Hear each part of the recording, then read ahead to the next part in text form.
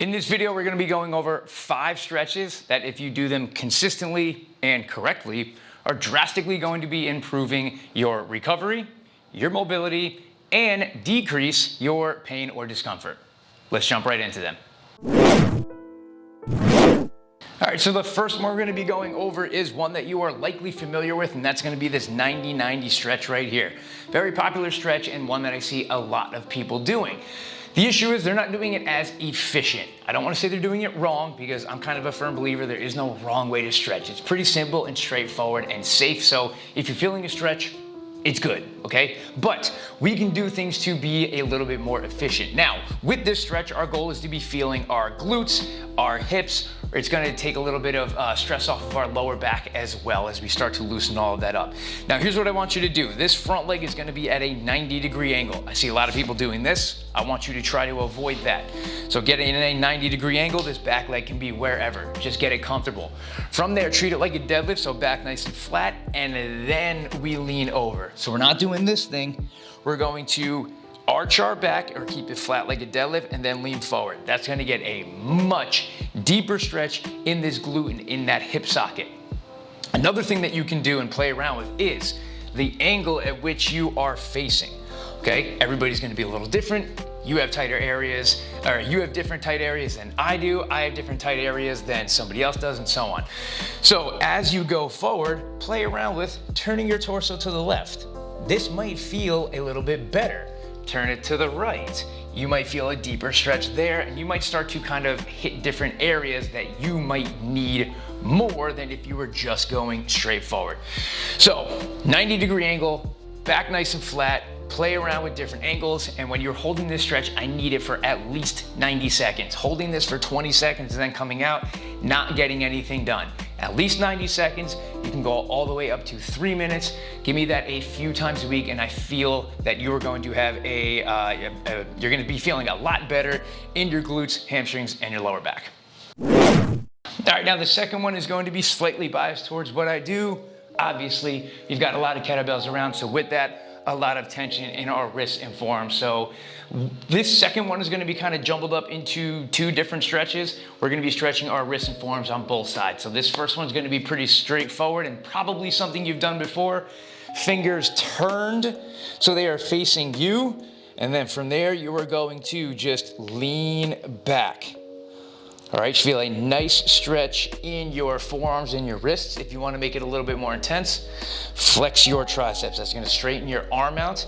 And then from there, you can just get your hands a little bit farther out and sit back. And just play around with that. Again, you can go one at a time, lean side to side.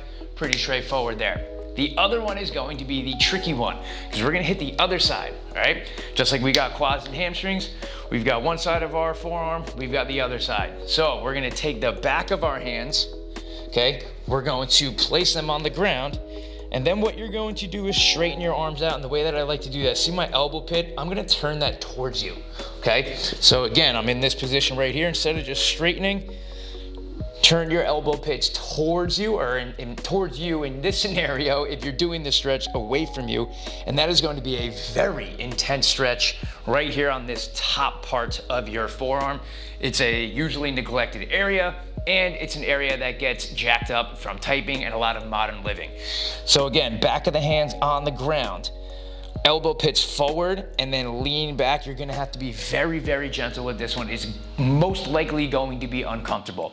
So like I said before, I would love if you could hold this stretch. This is a smaller muscle. We could probably go for a minute to maybe even 2 minutes if it's really tight. But if you need to go 20 to 30 seconds at a time, that is fine because this might be a very tender area, all right? But especially if you are doing kettlebell work pretty consistently, which my guess is you are somewhat invested in kettlebell work if you are watching this video and on my channel, you are going to need to stretch out your wrists and forearms. And even if you don't use kettlebells and you just so happen to stumble across this, you're texting, you're typing, you're on your computer, on your phone, doing all of that modern living, stretch out your wrists and forearms. They're going to thank you. All right, so this next one is actually my favorite upper body stretch, and a stretch that I'm actually convinced that if you just did this one, your entire upper body would be just fine. but I'm no scientist. Anyway, we're gonna be hanging from a bar. So obviously you're going to need a pull-up bar or something that you can hang from. This one is very straightforward in terms of grab the bar and just relax and hang the best that you can, okay? Shoulders are always rounded forward, okay? We're sitting at our desks, we're benching, we're doing whatever it is. This is one of the only times you're actually going to get to decompress your shoulders, your spine. It's going to be so good for your shoulders, for even your lower back, and for just everything up and down the spine. Now, if you struggle with that and maybe hanging from the bar is just impossible for you, the same way that you would do a banded pull-up and get assistance like that, you would do the same thing. So maybe you get your knee or something like this into this pull-up bar or into this band. You go right here and you give yourself just a little bit of assistance on there, okay? However you need to do this, I highly recommend doing it. And if you really can't hang from a bar at all, what you can do is set up a band. You'll take a seat on the ground and just let that band pull you, okay? But if you can get your entire body weight pulling you down, this is going to be one of, if not the best stretches for your upper body. Now this one is a little tricky. You're probably not gonna be sitting here for 1 minute to 3 minutes, okay? It's gonna be difficult. If you can build up to that, that is fantastic. What I try and recommend for this one is just accumulating time throughout the day. So start with accumulating 2 minutes throughout the entirety of the day. Maybe you do that at the end of your workout, you do 4 sets of 30 seconds, that's awesome. If you have a pull-up bar at home, maybe you wake up and do 30 seconds. And then, 4 hours later, you do 30 seconds. And a couple hours later and so on until you've accumulated 2 minutes. Then you build up to 3 minutes and so on and so forth. Accumulate time throughout the day, hanging from a pull-up bar. We're going with the pull-up grip. So this way, not with the chin-up grip, turn this way, okay? Sit there, relax, just let gravity do its job. All right, so our next one is going to be a fantastic one for your hamstrings and lower back. I don't think I need to go into detail as to why you should be stretching your hamstrings and lower back. And there's a 99.999% chance if you're watching this, you need to stretch out your hamstrings and lower back, okay? So let's just jump right into how you do it. This is going to be a seated straddle. So you're gonna take a seat, get your feet out nice and wide. Now, the key with this one, you'll usually see people go right here and they're going forward and that's fine, okay? I don't want to say that this is wrong or bad. It just can be better, just like we did with our 90-90 stretch before. So what I want you to do is get something that's got a little weight to it. So this could be like a squat stand or something like that. Obviously right here, I'm gonna be using a kettlebell, a dumbbell, something with a little weight. And what you're going to do is use this to pull you forward, okay? So I'm gonna hold this stretch for a little bit. Breathe in, breathe out. Pull myself more forward.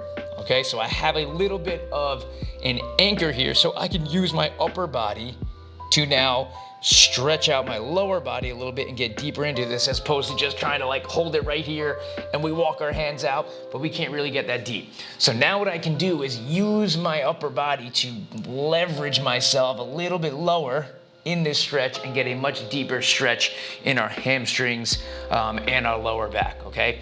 Now this one, as opposed to the 90-90, I am okay if you just lean forward or roll forward because I want this to be a little bit of a stretch in your lower back, okay? This one, you can hang out for a while, okay? Give me 2, 3, 4, sometimes I've hung out here for 5 minutes.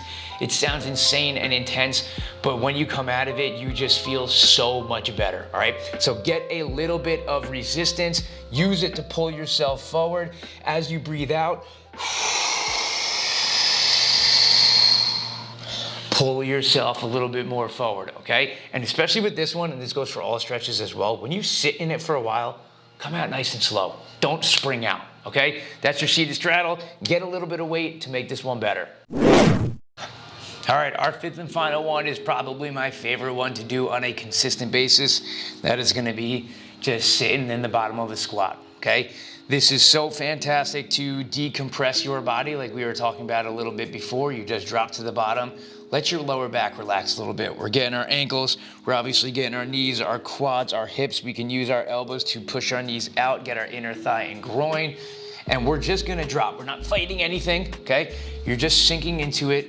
wherever your body's gonna go, okay? You might not be able to get as low as me, and that is fine. Your heels might not be able to stay on the ground. I would love for you to try as hard as you can, but if you need something, so the edge of a kettlebell to kind of prop your heels up, if you have a slam board, whatever, I'm okay with that, okay? But we're just gonna drop to the bottom right here and just relax the best that you can. And just like hanging from the bar, we're gonna try to accumulate time here. This is another good one to just do throughout the day. Obviously, you don't need any equipment like a pull-up bar. So if you can drop down and accumulate 3, 4, 5 minutes throughout the day, I know you were going to start to see a big difference in just the tightness in these areas. So in your ankles, your hips, your lower back, your hamstrings. And as you're doing squats, you're just gonna notice that you feel better dropping down into the bottom of a squat, and getting deeper when you're actually doing the exercise. So do your best to just sit down here, relax. If you can't hang out here for 3 minutes without being in excruciating pain, and I'm talking about pain because it's very difficult for you and you're tight, not because maybe you had knee surgery or you don't have a meniscus or something. That's obviously different, okay? Then this position might be a little uncomfortable for you. But if you don't have any structural issues like that, you should be able to sit down here for a little while fairly comfortably. And if you can't, then you are probably very tight, and this is something that you should work on. So like I said, accumulate 3, 4, 5 minutes throughout the day, 30 seconds in the morning, a minute right before you eat lunch, a minute before your workout, a minute after, whatever it is, right? Accumulate 5 minutes throughout the day. It's a lot easier than you think. If you just do it in 30 to 60 second chunks, you'll be able to get a lot in, and it's going to go a long way. I would love if you would try and make this a daily practice. Again, it's easier said than done. I totally get it. But if you can get comfortable sitting down here, you are going to notice a lot of limitations start to go away, and a lot of discomfort and potentially pain go away, all right? This is a beautiful position to be able to hang out in. I appreciate you guys sticking around. Those are 5 stretches that if you can do consistently and correctly, and again, that's more so just as more efficiently, all right? Then I think you're going to see a lot of problems that you might have physically feel a little better, all right? So give these a shot. Let me know how they go in the comments below. So if you go do them, make sure you come back. Let me know how'd they go, which ones did you do, did they feel a little different than maybe if you've done them before in the past, and how'd you feel after, all right?